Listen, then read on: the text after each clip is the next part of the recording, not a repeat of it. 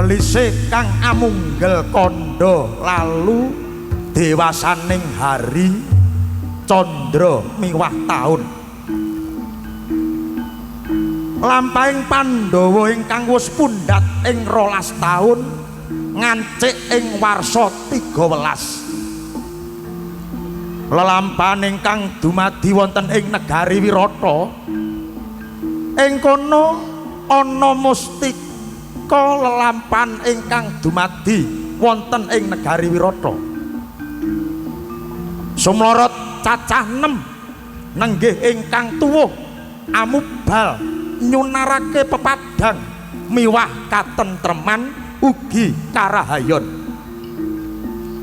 amung kewala datan ana ingkang nguningani sapa to jati-jatining mustika ambabar pepadang nadyanto gumuruh ing praja labet mogane sang kincaka rupa kinca lan rajamala parandene tanggap ing gati hanenggih menika warnane Nyai Emban Salindri Sesilihe mangungkung mangarang anggenira nyawang lelakon tanggap Nyai Lurah Semar Badranaya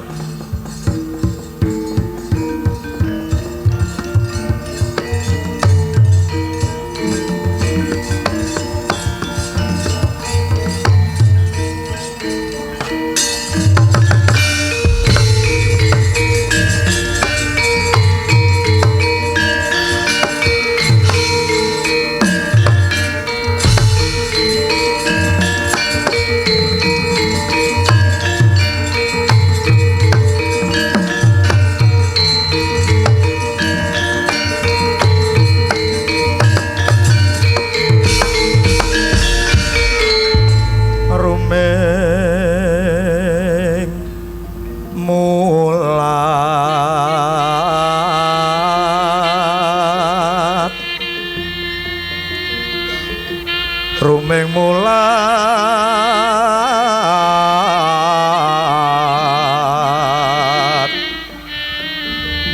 sorahap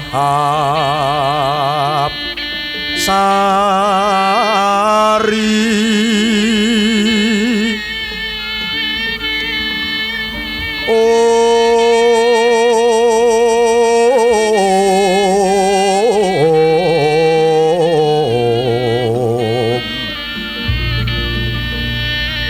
rumeng mulat sorohat sari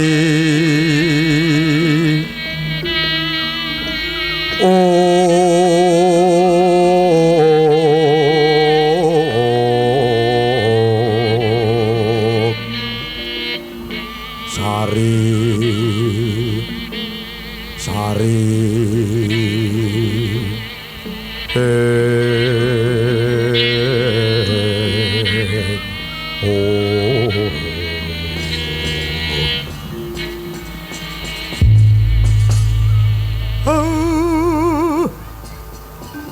begegek ugak-ugak sak dulita hembel-hembel kula niki tinitah wonten alam Padang kula kulina ngemong para sabta budi napa sing paduka waos menika Ndarawayu Ndarawayu Salindri kok sajak lingsem penggalih jengandika Ndarawayu wonten apa lho Yayi apa ingkang bakal dumadi ing Wirata iki yakti aku bakal tumindak bakal aring tetulung nguniwangi leliping negara Wirata kene Kyai sing dadi gembolaning rasaku getune lelakon sing wis kelakon duk nalika semanten kadang-kadang Pandhawa sami kasukan dadu wonten negari Ngastina sedaya sampun telas banjur dados buangan wonten ing wana suwene 12 taun setahun kanggo sesingitan.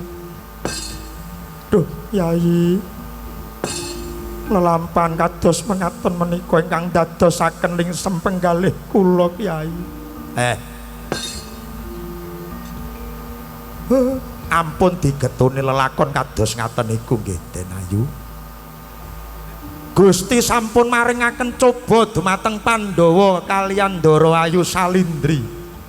Menika sampun dipun ginarisaken. Sapa sing ngarep munggah derajate, sapa sing ngarep oleh wahyu karahayon kudu nglakoni tarak brata. Dinten samangke Pandhawa sampun badhe timbul Pandhawa kalih jengandika Ndara Ayu Drupadi inggih Sang Salindri badhe timbul. Sampun kula hitung menika kirang 3 dinten Ndara Ayu. Iya Kyai Semar, bakal tak lakonane lelakonku iki Kakang Semar.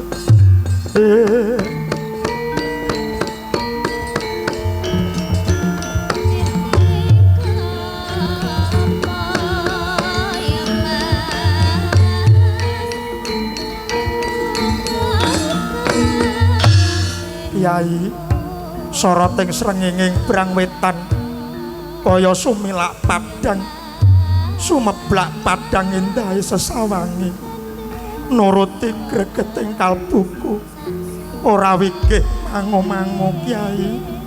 Aku mung pamrih rahayuning wirata lan negara sak isine. Nggih. Syukur yen ngaten Ndara Ayu. Mung kula titip peling namung kantun pinten dinten malih.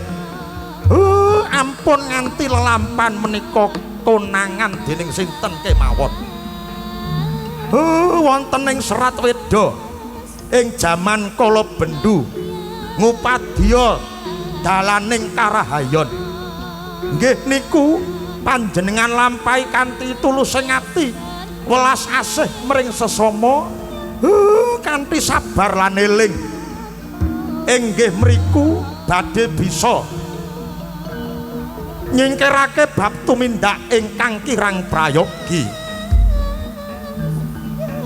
Godha lan rencana bisa diguwang supaya tiba ing adoh Ndara Ayu.